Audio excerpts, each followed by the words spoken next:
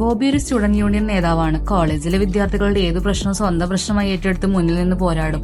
പക്ഷെ അവന്റെ ഏറ്റവും വലിയ ദൗർബല്യം നിയന്ത്രിക്കാനാകാത്ത ദേഷ്യമാണ്. ഒരു ദിവസം ഒരു വിദ്യാർത്ഥിനിയെ ശല്യം ചെയ്ത രാഷ്ട്രീയ നേതാവിന്റെ സഹോദരനെതിരെ ബോബി പ്രതികരിക്കുകയും അതിന്റെ പേരിൽ പോലീസ് സ്റ്റേഷനിൽ കഴിയേണ്ടി വരികയും ചെയ്യുന്നു. പുറത്തിറങ്ങിയ ശേഷം വീട്ടിലേക്ക് പോകുന്ന വഴിയിൽ ബസ്സിറങ്ങി റോഡ് മുറിച്ച് കടക്കുന്ന ലില്ലിയെ കാണുന്നു.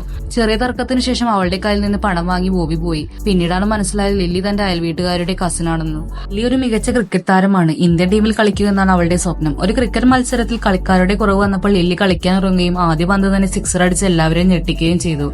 പതിയെ അവരുടെ സൗഹൃദത്തിൽ ബോബിക്ക് അവളോട് പ്രണയം തോന്നുന്നു. എന്നാൽ ബോബിയുടെ അടിപിടിയും ദേഷ്യവും ലില്ലിക്ക് ഇഷ്ടമല്ല. കാരണം കോളേജ് സമരത്തിനിടെ സ്വന്തം സഹോദരൻ നഷ്ടപ്പെട്ട വേദന അവൾക്കുണ്ട്. ബോബി തന്റെ പ്രണയം തുറന്നു പറഞ്ഞപ്പോൾ ലില്ലി ആദ്യം നിരസിച്ചു. പിന്നീട് ഹൈദരാബാദിലെത്തി ബോബി വീണ്ടും തന്റെ സ്നേഹം തുറന്നു പറയുമ്പോൾ അവൾ അവനെ സ്വീകരിച്ചു. ഇനി നിന്റെ ജീവിതത്തിലെ എല്ലാ പോരാട്ടങ്ങളിലും ഞാനൊരു കോമ്രേഡ് പോലെ കൂടെ ഉണ്ടാകുമെന്ന് ബോബി അവൾക്ക് വാക്ക് നൽകി.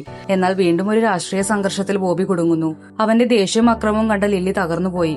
ആശുപത്രിയിൽ വെച്ച് അവൾ പറയുന്നു, ഈ ദേഷ്യവും വഴക്കും വേണോ അതോ ഞാനോ, എനിക്ക് സമാധാനം വേണമെന്ന്. പക്ഷെ കോപത്തിൽ ബോബി അവളെ അകറ്റുന്നു. ആ ഹോസ്പിറ്റലിൽ നിന്ന് അവളെ ഇറക്കി വിടുകയും ചെയ്തു. അതിനുശേഷം ലില്ലി അവനെ വിട്ടുപോകുന്നു. 3 വർഷങ്ങൾക്കു ശേഷം ബോബി അവന്റെ പഠനാവശ്യത്തിനായി ഒരു ഹോസ്പിറ്റലിൽ എത്തിയപ്പോൾ അപ്രതീക്ഷിതമായി ലില്ലിക്ക് അപകടം സംഭവിച്ചതായി അറിയുന്നു.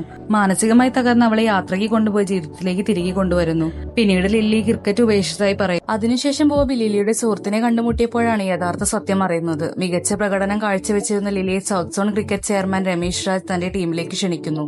എന്നാൽ ടീമിൽ അവസരം നൽകാമെന്ന് പറഞ്ഞ അയാൾ ലില്ലി ലൈംഗികമായി ചൂഷണം ചെയ്യാൻ ശ്രമിച്ചു. പിന്നീട് അവളും സുഹൃത്തും ചേർന്ന് പരാതി നൽകാൻ തീരുമാനിച്ചു.